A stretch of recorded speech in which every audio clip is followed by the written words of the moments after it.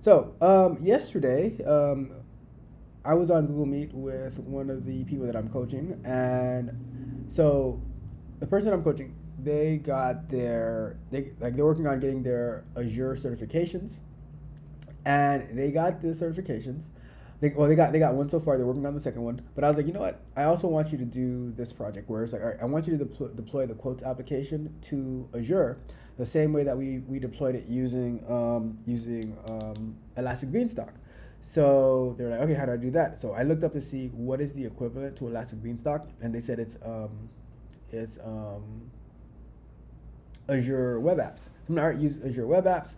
So they were trying and trying, and they were having some trouble with it. So I said, all right, let's set up a call for about an hour, hour and a half, and we can work through it together. And that was my first time using Azure, but that's what I tell you guys. I've never logged into Azure, but I have the documentation on how to do it, and I can probably figure it out. So we're working through it, and it's we ran into a lot of different roadblocks. So then I'm like, I ended up trying to create a Azure account, and it was like just to create the account. And when Ferris talking about how much he loves Azure, I'm like, I don't know, maybe because AWS has been there for so long that I'm just so used to it. I've been using it for so long, but just trying to sign up an account for Azure. They have this puzzle that makes absolutely no sense. So I'm like, all right, let me just use my existing Microsoft account, right? My Outlook account. And then I was able to, so then I was finally able to get in, and I go to deploy, and it's like, okay, you're getting some weird error about some resources. I'm like, all right, fine, whatever. So we're working through it, and it just shows like what it reminded me of what I tell you guys over and over and over again, right? You can get a certification, but like Mike Tyson says, like everyone has a plan until you get punched in the face. And just because the documentation says one thing, now you're dealing with GitHub and the web apps, and things are not deploying and stuff like that. And for me, I thought it was going to be like a one to one. It was going to be like a one to one when when I deployed it using Elastic Beanstalk. It was pretty easy doing it through Elastic Beanstalk. It started the application right up and things of that nature. But what happened when with this, like it used the line. So when you're going through Microsoft Azure, it to deploy an app from GitHub, it's going to create a GitHub action for you, and there was a line in there that said npm run build if it exists. So the build that's in the package.json file, it's a it I guess it's just not right.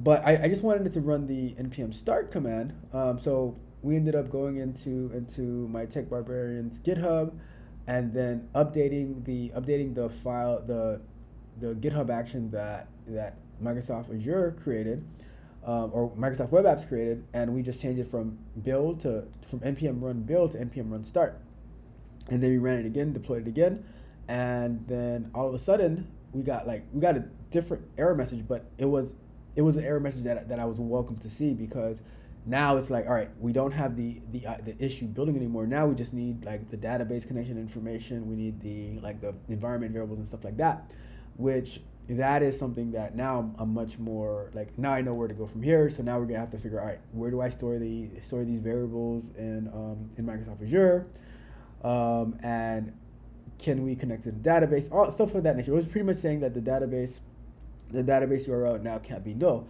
which is something that I'm happy to see compared to getting issues trying to build the application.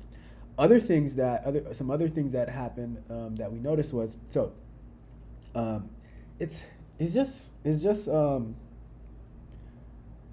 so many different things that can happen when you're trying to learn, because everything you're doing, it gives you like segmented information, right? It gives you a little bit here, a little bit there, and it doesn't really put it all together. So now, if you're not familiar with Git or GitHub and things of that nature, now you're gonna have trouble deploying. Um, so so my expectations was because he has access to Get a my move repo. on, back to work, chop chop, let's go. Come on, get a move on. Back to work, back to work, back to work. So because he has access to my repository, I was expecting or assuming that he would be able to just deploy from it, but he wasn't able to see my repository in his Microsoft Azure. So he cloned. So now, because of a limited knowledge and Git and things of that nature, having to clone the repo, push it to his repo, and then doing the deploy through there. So it's like so many different learning curves that so basically you don't know what you're going to run into until you actually do the work, is why I'm always encouraging everyone that I'm working with, everyone that I'm coaching, like, all right, get your test, your certifications and stuff of that nature. And it's like, all right, now once we actually start to do the work, we're going to run into so many different roadblocks, and we just have to find the detour to fix it, to figure it out, and go from there. So it was I had a lot of fun working on it. I had a fun, first time using Azure. Eventually, in this DevOps course on Sundays, we're going to be getting into Microsoft Azure, but just having that, just being able to go one-on-one with one of my Tech Barbarians, and like the call was open for anybody who wanted to join, and see what we were doing, ask any questions, stuff like that. But I make it open, so that, and I'm going to upload that video so that people can watch what we did, and like, although we're not finished, I took it as a success that we're able to get to the point that we're able to get to, and that my Tech Barbarian was able to actually get that far as well. So I don't know. It was a good session, and but like I always say, there's gonna be so many obstacles and roadblocks that you're not going to expect just by going through, like, studying for a test, studying for a course. It is so essential that you have hands-on knowledge. Like, I'll give I'm gonna ask Roxy a question real quick, right? When you were in nursing school, right? All of the theory and stuff like that you learned in the books, and like whatever you did in the classroom, right? How did that compare to either maybe your first day in clinicals on the floor, or your first day actually working as a nurse on the floor? Like, what you learned in the books compared to what happened in real time. How did that compare? So if we were to compare what you learned in class, in the books, versus what you learned in the clinicals, versus what you learned when you were on the floor on your own, handling everything, if you could share what was that, the differences between, like, those three, and that's how like I see it, as when it's like what you learn in a course or a boot camp or things like of that nature, what you learn versus when you are working on your own side project and trying to learn things from yourself, doing, like, let's say you're doing some type of automation where you're going through, like, trying to automate Amazon or some airline company, versus when you are in, like, when you get hired and, like, okay, now you actually have to perform, and there's timelines and time frames and things of that nature. And Roxy says it's real life is very different. 100%, totally agree with you.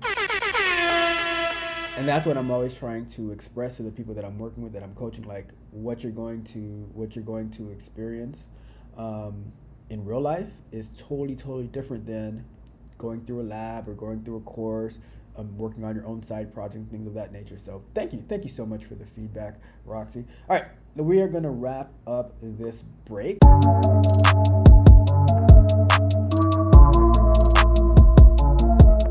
If you enjoyed the fascinating information shared in this video and you want more, be sure to hit the subscribe button to Tech Coach Ralph to be notified for new videos.